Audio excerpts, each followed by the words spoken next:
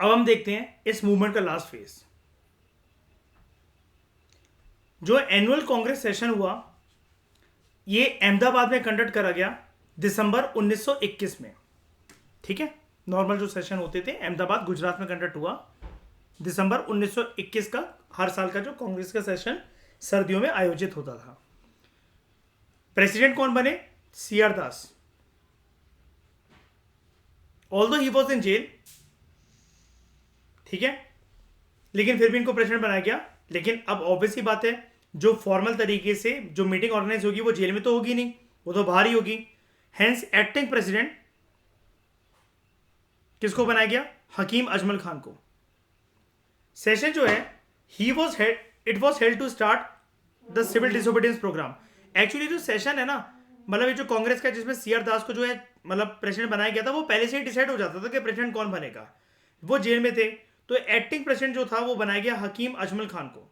Session जो है it was held to start the civil disobedience programme, कि हम डिसोबे करेंगे सरकार के ऑर्डर्स को। हकीम अजमल खान ने गांधी जी को अपॉइंट करा as the sole authority on the issue of the start of civil disobedience programme. 1 फरवरी 1922 की बात है। Gandhi ji send an ultimatum to the viceroy that वो mass civil disobedience movement start कर सकते हैं अगर पॉलिटिकल प्रिजनर जो हैं वो इमीडिएटली रिहा नहीं करे गए, और रिप्रेसिव मेजर जो आपने उनके ऊपर लगाकर उनको जेल में डाला है अगर आपने इनको अबंडन नहीं करा तो।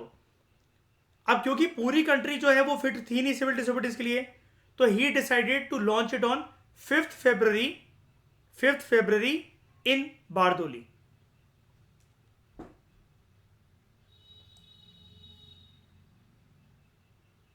Chauri Chaura incident and the withdrawal of the movement. जो आम जनसंख्या जो थी और जो नेशनल वर्कर्स जो थे उनको इस बात के ऊपर बहुत ज्यादा उत्साह था, एक्साइटमेंट थी। They were exuberant that Swaraj would dawn soon. एकदम से जो स्वराज है उसकी गूंज गूंजेगी और हमें जो है वो सेल्फ गवर्नमेंट सेल्फ डिटर्मिनेशन का प्रिंसिपल जो है वो फॉलो करने को मिलेगा। एंड दे पार्टिसिपेटेड इस उम्मीद में एक्टिवली इन एवरी स्ट्रगल जो गांधी जी स्टार्ट कर रहे थे। तो चाहे सिविल डिसोबीडियंस मूवमेंट हो या कोई भी हो, नॉन कॉपरेशन मूवमेंट देखा आपने, खिलाफत मूवमेंट देखा, it had attracted all class of people including the tribals living in the jungles. ये भी देखा आपने प्रीवियस लेक्चर में अभी।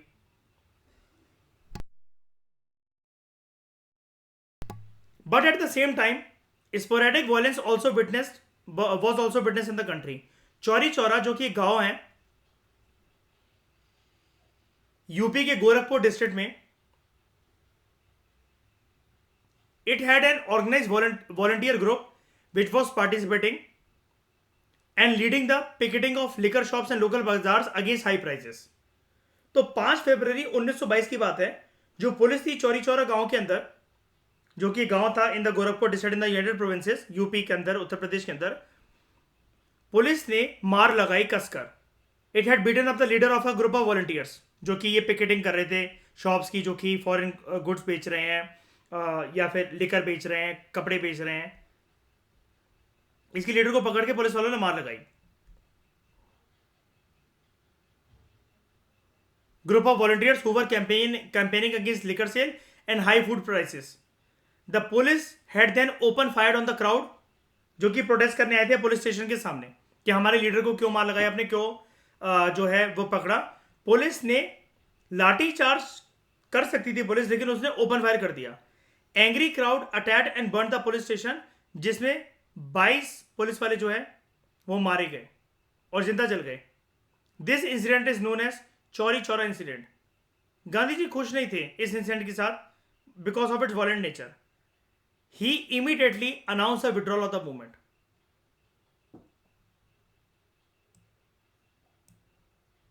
बारदोली रेजोल्यूशन फरवरी 1922। कांग्रेस वर्किंग कमेटी जो है it ratified the decision of Gandhiji at Bardoli. It resolved to stop all the activity that led to the breaking of the law. It also urged masses to take up constructive work which was to include, जब गांधी जी जो है, आप हमेशा एक बात याद रखना, गांधी जी जब जब किसी भी मूवमेंट को, किसी भी आंदोलन को, सत्याग्रह को हॉल्ट करेंगे ना, वो लोगों को खाली नहीं बैठने देंगे, वो कहेंगे कंस्ट्रक्टिव वर्क करो। तो इस टाइम पर भी गांधी जी ने ये करा, मूवमेंट तो वापस खींच ली है। फरवरी 1922 में कांग्रेस वर्किंग कमेटी जो है वो रेटिफाई करती है कि गांधी जी का एक बारदोली रेजोल्यूशन, जिसमें गांधी जी अपील करते हैं लोगों से कि जब तक एक नई मूवमेंट लॉन्च नहीं होती है, लोग रेडी नहीं होते हैं, क्योंकि मैंने लोगों से दरख्वास्त करी थी वॉयलेंस मत करो, लेकिन फिर भी वॉयलेंस हुआ है, इसका मतलब मासेस रेडी नहीं है एक नेशनल लेवल की मूवमेंट के लिए। तो यहां पर क्या हुआ, कंस्ट्रक्टिव प्रोग्राम में गांधी जी की क्या क्या चीजें जुड़ी हुई थी? Popularisation of khadi, national schools and campaigning for temperance, work for Hindu-Muslim unity and against untouchability. However, most of the national leaders, including C.R. Das, Motilal Nehru, Subhash Chandra Bose, Jawaharlal Nehru, however, expressed their unwillingness at Gandhiji's decision to withdraw the movement. कि तुमने तो हमारा career ही चौपट करवा दिया साले। गुस्सा आएगा कि नहीं आएगा इनको बताओ? C.R. दास ने, मोतीलाल नेहरू ने छोड़नी दी लॉ की प्रैक्टिस।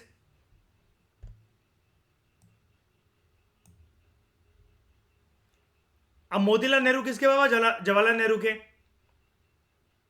है ना? अब जवाहरलाल नेहरू कोई चीज मांगेंगे तो मोतीलाल नेहरू क्या कहेंगे? बेटा मेरे तो कोई काम धंधा ही नहीं है, अब तो कहां से करूं तेरी ख्वाहिशें पूरी। गांधी ने सब बर्बाद करवा दिया।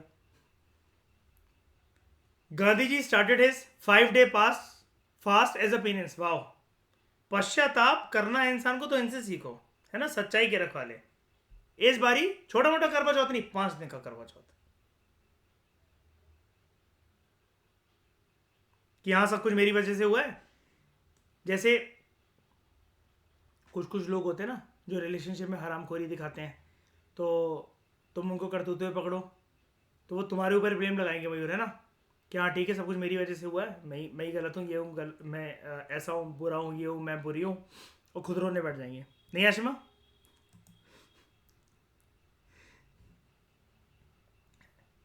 नहीं, जैसे आशिमा जो इंसान कर्म कांड करता है तो यही तो करता है ना वो। जैसे मतलब मान लो कि रिलेशनशिप में आपने किसी को चीट करा, अब आप पकड़े जा रहे हो, तो आप ही तो रोने बैठ जाओगे, हाँ मैं ही बुरी हूँ, सब मेरी वजह से हुआ है, मेरे को ये राइट ही नहीं किसी का रहने का, है ना? तो Gandhi ji started his 5-day fast as a penance. Thus, first non-cooperation virtually came to an end. Gandhiji was arrested on 10th March 1922 and was sentenced to 6 years imprisonment.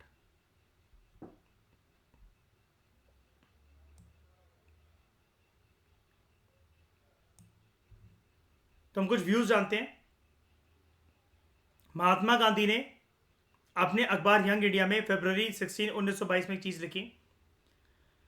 Subhash Chandra Bose to sound the order of retreat just when public enthusiasm was reaching the boiling point. जिस time पर जनता का उत्साह चरम सीमा पर था, उस time पर गांधी जी का डिसीजन मूवमेंट को विड्रॉ करने का, it was nothing short of a national calamity. आपने पूरे देश में उथल पुथल पैदा कर दी। Principal leaders, lieutenants of the Mahatma Gandhi ji like Deshbandhu Das, C.R. Das की बात हो रही है, पंडित Motilal Nehru, Lala Lajpat Rai, who were all in prison, shared the popular resentment.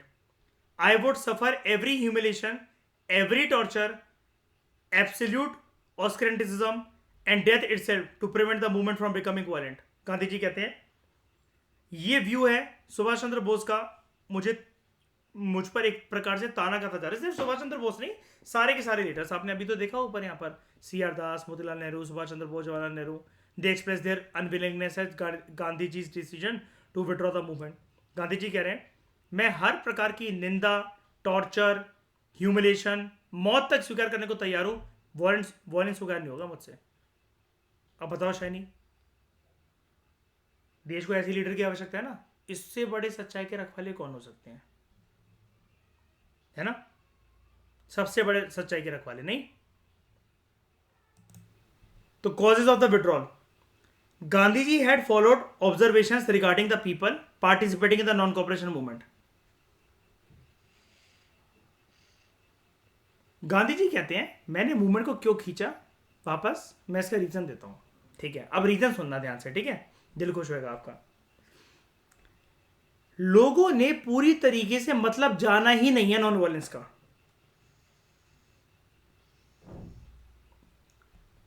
Shreya याद है वो डिबेट जो सुखदेव करता है वो अपने दोस्त के साथ, कहता है कि उनको भी तो फिर आग ही लगानी चाहिए पुलिस स्टेशन में। तो सुखदेव क्या कहता है, क्या मत्था छूकर वापस आ जाते पुलिस स्टेशन का। तब जाके वो कांच की बोतल उठाता है उसका सर फोड़ने के लिए। कहता है तुम्हारे लोग नहीं मारे गए थे ना, इसलिए तुम्हें मुंह चलाना आ रहा है। तो गांधी जी यहां पर ये कह रहे हैं कि लोगों ने अच्छी तरीके से ना समझा है ना लर्न करा है the method of non violence. Gandhi ji को पता था अगर मूवमेंट जो है if it turns violent the government would easily suppress the movement using force under the guise of stepping violence. के मतलब अगर लोग वायलेंस करते रहते हैं तो जो लोग हैं सरकार कोई कसर नहीं छोड़ेगी ऐसे लोगों को शांत करवाने के लिए, और सरकार को एक रीजन मिल जाएगा, सरकार को एक रीजन मिल जाएगा कि हम तो वायलेंस को स्टॉप करवाने के लिए ऐसा कर रहे हैं, और लोगों को तोड़ के रख देगी। और इस प्रकार से तोड़कर रखेगी, उनको देखकर 10 लोगों को देखकर 1000 लोगों में उत्साह नहीं होगा दोबारा से, ना हिम्मत होगी, ना उनकी रीढ़ की हड्डी में इतना दम बचेगा दोबारा किसी आंदोलन में पार्टिसिपेट करने का।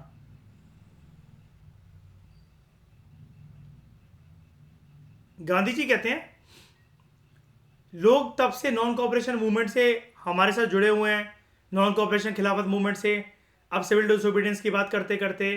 तो ये जो मूवमेंट है it was also showing science of fatigue. देख रहे हो मयूर, कह रहे मूवमेंट जो है वो थकी थकी सी हो गई थी, लोग थक गए थे, इस वजह से भी वापस खींच ली मैंने। पहले साला स्कूल जाना छुड़वा दिया, कॉलेज छुड़वा दिया, सरकार की नजरों में वो स्टूडेंट्स आ गए कि इनको दाखिला ही नहीं देना है। सीआर दास मोतीलाल नेहरू जी से प्रैक्टिस छुड़वा दी लॉ की, फिर कह रहे मूवमेंट थकी थकी सी हो गई थी इसलिए मैंने खींच लिया।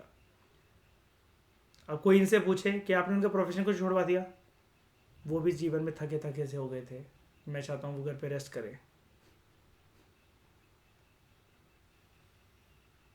This was natural as it is not possible to sustain any movement at a high pitch for very long. The government seem to be in no mood for negotiation. सवाल ये है, जब तुम ये स्कूल ना जाने की, कॉलेज ना जाने की बात कर रहे थे, लीगल प्रोफेशन लोगों को छुड़वाया, तब नहीं पता था तुम्हें कि किसी भी मूवमेंट को लंबे समय के लिए हाई पिच पर कैरी नहीं करा जा सकता। उनको बताते थे भाई साहब आप लॉ की प्रैक्टिस छोड़ रहे हो, लेकिन 2 साल के अंदर सब लोग थक जाओगे तो मैं वापस खींच लूंगा।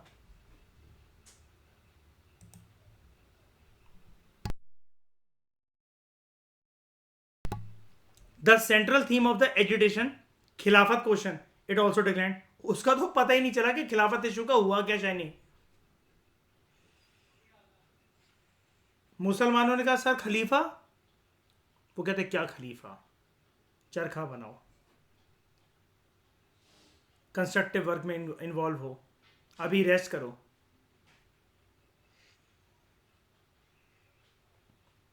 गांधी जी से पूछा गया कि हमारा इशू टर्की में खलीफा को रीइंस्टॉल कराने से रिलेटेड, हमारा वो लीडर था, कोई बात नहीं अभी आप सब थक गए हो, रेस्ट करो, हम दोबारा आएंगे इस मुद्दे पर। कब आएंगे वो पता नहीं। इन नवंबर 1922, और मैंने आपसे बोला ना गांधी जी कभी भी एक्सप्लेनेशन नहीं देते थे, हमेशा आपको एक्सप्लेनेशन देनी चाहिए। ये क्या रवैया होता है बे, ये कौन सी हरकत होती है। Gandhi ji started his 5-day fast as a penance. तुमने करियर छुड़वा दिया उनका, रोटी छीन गई उनकी, 5 दिन का पश्चाताप जीवन भर का करना। In November 1922 people of Turkey rose under Mustafa Kemal Pasha and the Sultan of Turkey was deprived of its political power. ये चीज अच्छी हुई कि टर्की ने खुद एक आंदोलन करके ये सारा का सारा इशू जो है वो पूरा का पूरा संभाल लिया। टर्की के लोग जो हैं वो उमड़कर खड़े हुए। श्रेया मैंने ये आपको बताई थी, ये पर्सनैलिटी 11th क्लास की पॉलिटिकल थ्योरी में गिवन है, याद है, मुस्तफ़ा केमल अतातुर्क। मैंने इसका नाम लिया था आपसे एक बारी कि ये बहुत अच्छा लीडर था, बहुत हम्बल था, जनता के लिए दिन रात काम करता था, जनता इसको अपना मसीहा मानती थी टर्की के अंदर। मुस्तफ़ा केमल अतातुर्क, या जिसको मुस्तफ़ा कमल पाशा भी बोला जाता है। तो Turkey was made a secular state and the Khilafat question lost its relevance. Turkey के अंदर ही लूज कर गई वो रेलेवेंस, तो फिर इंडिया के मुसलमानों ने भी फिर कुछ ज़्यादा इंटरेस्ट नहीं लिया। A European style of legal system was established in Turkey and extensive rights granted to women. Education was granted to women in Turkey. Education was nationalized and agriculture industries were organized on the modern European lines. The caliphate system was finally abolished in 1924. ये Turkey की अंदरूनी व्यवस्था से ही abolish हो गया, caliphate abolish हो गया. लेकिन मैंने आपको गूगल पे दिखाया था ना, खलीफा जैसी पोस्ट होती है क्या? कहीं ना कहीं होती है, लेकिन उसके अलग अलग इंटरप्रिटेशंस, अलग अलग मीनिंग्स हो गए. Right, very good. अब हम करते हैं evaluation of Khilafat non cooperation movement. तो there were many intended and unintended consequences of Khilafat non cooperation movement. कुछ जानबूझकर, कुछ ना चाहते हुए भी निकले कॉन्सिक्वेंसेज.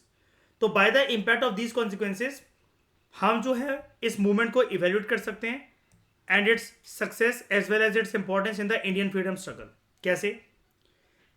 एक तो हमें ये जानने को मिलता है कि अर्बन मुस्लिम जो हैं they became part of the national movement for the first time. Non cooperation movement जो है it brought the urban Muslims into the national movement. Khilafat issue के ऊपर communalisation of the national politics, bringing Muslims to national movement communalise the Indian national politics.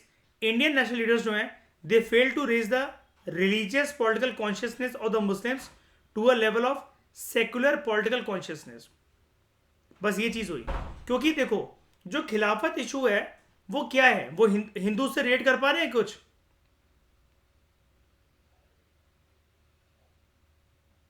कुछ Indian leaders ने बोला भी था ना कि इनके इशू को मर्ज मत करो, यहां पर कोई जरूरत भी नहीं है, हम साथ नहीं देने वाले इसका.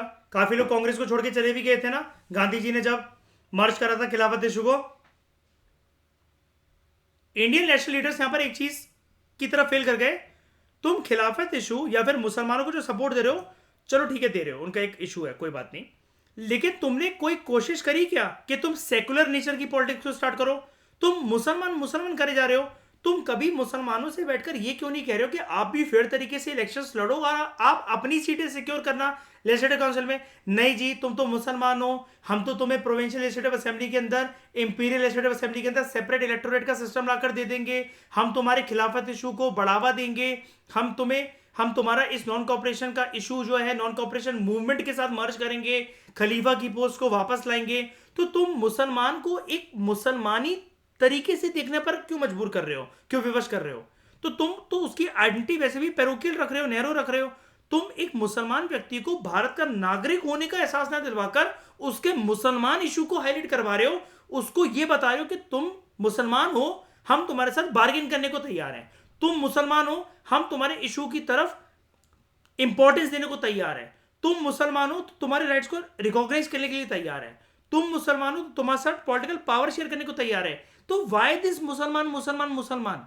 Y not Indians? उसके बाद spirit of national sentiments across spread across the country with the non cooperation movement. National sentiment जो थे they reached every nook and corner of the country and they politicised every state of the population. चाहे वो कारीगर हो, किसान हो, students हो, शहर में रहने वाले कुछ गरीब लोग हों, औरतें हों या व्यापारी हो, ट्रेडर्स हो. It was this politicization that impacted a revolutionary that imparted a revolutionary character to the national movement in the later times. और इसी के बेसिस पर मैं आपको ये चीज बता रहा था. Many voices have strengthened and enriched the nationalist movement during Gandhian phase. वही वाली बात कर रही है आपसे आगे चलकर कि यही होगा in later times. Myths of colonial rule was diminished. The myths of foreign rule that it was in the interest of the people and the British rule, it was invincible, absolutely necessary. They were both shaken and challenged. लोगों को पता लग गया हम इनको आराम से challenge कर सकते हैं, इनकी पावर को, इनकी अथॉरिटी को, अंग्रेजों की. The first myth had been exploded by the economic critique and by moderate nationalists. The second myth had been challenged by satyagraha through mass struggle. It boosted the confidence of the Indian masses. Moderate nationalists ने economic critique क्या दिया था? जैसे कौन था वो person? दादा भाई नौरोजी, याद है? Poverty and unBritish rule in India. Second myth Satyagraha, किसका स्ट्रगल? किसका mass struggle? Gandhi ji. It boosted the confidence of Indian masses. Non cooperation movement जो है उसने भारत के लोगों को कॉन्फिडेंस दिया कि वो फॉरेन रूल के खिलाफ लड़ सकते हैं। अब उनका मानना यह था, yes there was a chance of victory. तो कॉम्प्रिहेंसिव तरीके से दोस्तों हमने चैप्टर अपना कंप्लीट करा, जिसका नाम था नॉन कॉपरेशन मूवमेंट एंड खिलाफत आंदोलन फ्रॉम 1919 टू 1922। इस डिस्कशन में दोस्तों फिलहाल इतना ही। Thank you very much for discussion. Chapter हमारा कंप्लीट हुआ।